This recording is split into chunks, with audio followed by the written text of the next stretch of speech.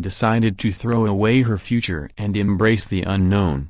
On Monday evening, only hours after the Oscar nominees' luncheon, Gary Oldman, Greta Gerwig, Saoirse Ronan, Willem Dafoe, Guillermo del Toro, and Laurie Metcalf trekked less than a mile east on Wilshire Boulevard to attend the annual Movies for Grownups Awards, hosted by the AARP.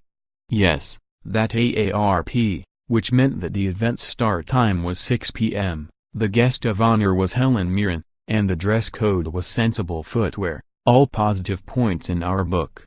Because Mirren was stationed front and center of the Beverly Wilshire Hotel ballroom, every person who took the stage was bound by unspoken Hollywood contract to pay homage to the Queen, who was there to accept a Career Achievement Award.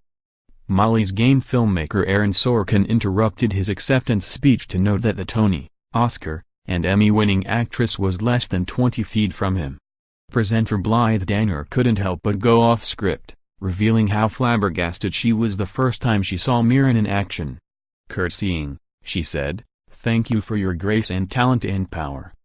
The most effusive praise, however, came from fellow Brit, Gary Oldman, while collecting another Best Actor addition to his Darkest Hour trophy case. "Dame Helen Mirren, it is such a joy to just be in the room with you. I saw you as Nina in The Seagull in 1975 or 1976. I fell in love with you," he said, adding with a devilish grin, "and your acting. I was a shy 14-year-old. I've been in love with you and your wonderful work ever since." When Mirren finally made her way to the stage, she began with a statement that might as well be awards season's motto: "We don't want to be vain and self-regarding, but it's so nice to be flattered." Mirren then shared a memory from her early 20s, "When I was feeling insecure about myself and my future, and thinking nothing would ever happen to me, and my dreams wouldn't come true. I wanted desperately to be an actress. In despair and confusion, I went to a palm reader. And it cost me a $5. The palm reader gave Mirren a pad of paper and a pencil, and said that he would read her palm, but told her he would speak so quickly, and at such length, that she should scribble down his prediction to read it later. He was right. I left with this huge sheaf of papers, and I couldn't remember anything. And there was my future, in this pile of papers." Mirren said that, upon exiting, she looked at the pile, then promptly walked to a garbage bin down the street and threw the knowledge of my future away. "Life keeps surprising us. That's what makes it so rich with possibility," said Mirren. "It wouldn't be worth living.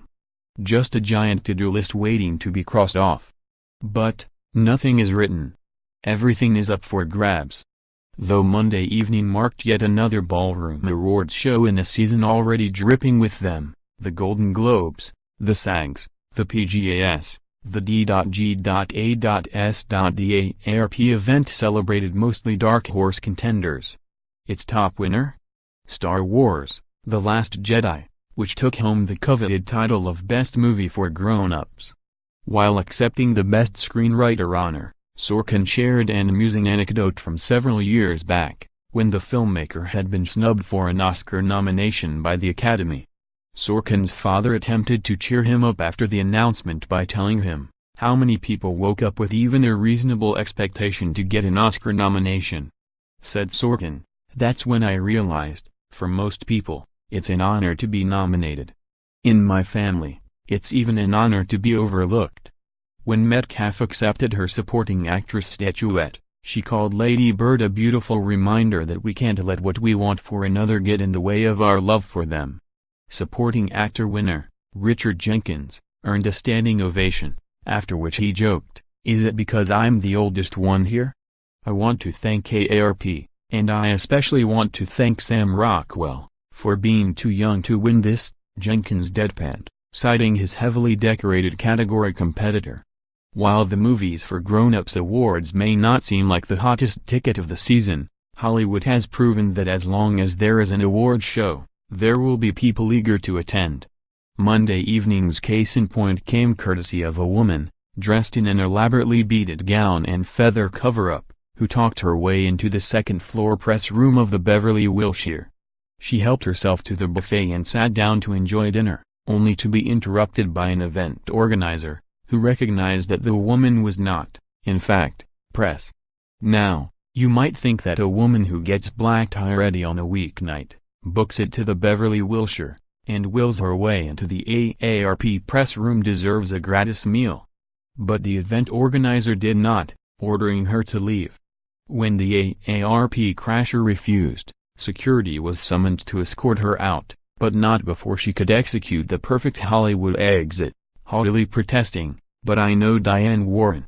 Use of this site constitutes acceptance of our user agreement and privacy policy.